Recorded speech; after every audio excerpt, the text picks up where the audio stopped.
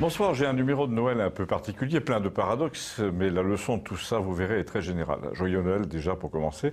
Une première précision qui vous surprendra sans doute, c'est que notre abonné au monde, vous savez, notre donneur de leçons, notre esprit fort qui se flatte d'être dans la lignée de pensée qui va du Mitterrand à Macron en sautant Sarkozy, cet homme un peu pénible, est chrétien, figurez-vous, mais façon journal de la Croix.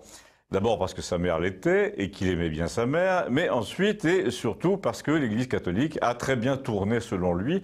D'abord, il est hyper content que la messe tous les 15 jours chez nous, que nous avons en village désormais, soit dite par un Camerounais, parce que notre curé a fini depuis l'année dernière en maison de retraite. Alors ça, le tiers-monde qui vient apporter du sang nouveau au catholicisme français en tant que lecteur du Monde et de la Croix, ça le branche totalement. Ensuite, parce que les grandes orientations du pape François lui plaisent énormément. Quand il est allé chercher, par exemple, des familles musulmanes, je ne sais où, lors de l'un de ses voyages, sans ramener de maronites ou de coptes au Vatican, eh bien, notre abonné au Monde a trouvé ça très bien, très courageux. C'est pour vous dire le contexte. Alors, pour raffiner le tableau de la mauvaise foi de ce type, je vous cite aussi un épisode d'une discussion que nous avons eue. J'ai eu l'occasion de déplorer devant lui que les prêtres ne fassent pas au moins 3 mois de formation en cosmologie, ne connaissent rien pour la plupart à la physique quantique, et il a eu le culot de me répondre que c'était hors sujet.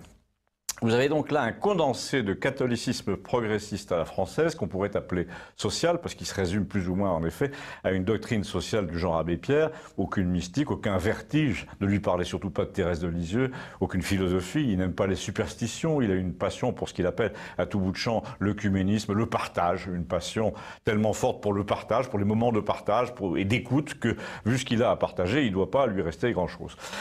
Et en plus, c'est un type qui n'écoute jamais personne, c'est ça le pire. Et c'est là qu'on en arrive à l'anecdote de Noël à Campagnol, qui nous a opposé récemment. Il faut dire que ce qu'il n'aime pas chez les gens comme moi, c'est le catholicisme qu'il appelle de l'exclusion. Entendez par là le catholicisme qui est aussi une culture italienne et romaine, une culture des grands peintres et des grands musiciens, une culture architecturale sensible au sacré, ce qui fait que comme beaucoup de catholiques progressistes, surtout âgés comme lui de 50 ans environ, il préférera toujours une liturgie avec une guitare et un saxophone, un truc qu'on pourrait entendre à Harlem, à une partition d'orgue. Il préférera toujours un blabla rédigé par un travailleur social dans un réfectoire au grand texte de la chrétienté, au sermon de Bossuet, et il préférera une espèce de tapisserie brodée orange et violette réalisée par un collège du Cameroun à un grand tableau du 19e représentant la nativité. Et donc, j'en viens à mon affaire, il préférera aussi les crèches stylisées, comme il dit, en carton et en inox, pour pas faire de peine à ceux qui n'aiment pas les crèches traditionnelles, surtout à l'extérieur de l'église, si vous voyez ce que je veux dire. Et là, il s'est pris de bec avec un brave type dont je vous ai parlé, un artiste du village voisin qui vend sur les marchés et qui a eu l'idée de réaliser une crèche traditionnelle en un seul bloc dans un pain d'élastomère, une sorte de bas-relief très profond avec tous les personnages, dont l'original a été fait en argile, mais ensuite l'un de ses copains a réalisé un moule dans une grande cuvette et le résultat est saisissant. Il sort une dizaine de ces crèches par jour en plâtre, de ce fameux moule en élastomère, prête à être peinte, façon macoboulage si vous voulez, mais en très grand. Et lui-même, il en peint la moitié dans un goût très provençal. Il en vend aussi des blanches toutes blanches que les gens peignent eux-mêmes à leur guise. Et il en vend pas mal sur Internet et son plus gros marché dans la région, c'est Béziers, où, comme chacun le sait désormais, la crèche est devenue un objet militant.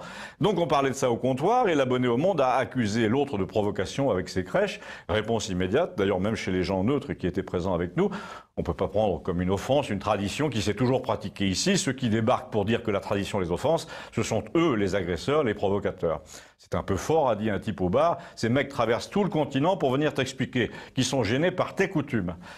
En attendant, a dit le lecteur du Monde, tu sais très bien ce que tu fais avec ton petit business. Et l'autre a répondu, oui, oui, je me fais 200 € par jour pendant le mois qui précède Noël et je ne vois pas plus loin. C'est un marché en expansion, c'est tout, et je ne vais pas lui tourner le dos. Ce que tu appelles marché en expansion, lui dit-il, c'est de la propagande, tout simplement. Les gens qui t'achètent ça à Béziers ne le font pas innocemment. Là-dessus, Gustave est passé acheter du tabac, il a dit qu'il n'avait pas le temps, et quand il a pris connaissance de la querelle du jour, il a conclu en disant au type du Monde, je vois pas comment un type comme toi, qui aime le commerce équitable, peut trouver à redire, voilà un gars qui fait du produit local chez lui, qui le vend à des locaux, un produit conforme aux traditions. Il ménage donc une culture à préserver, comme au Bénin, comme au Pérou, à moins que pour toi, on ne doive protéger que les masques africains et pas les statuettes de Lourdes. Non, tu m'excuseras, j'ai pas le temps, là, d'entendre ta réponse ce matin. Eh bien, nous non plus, nous n'avons pas le temps. Nous laisserons donc à Gustave ce mot de la fin. Abonnez-vous, merci.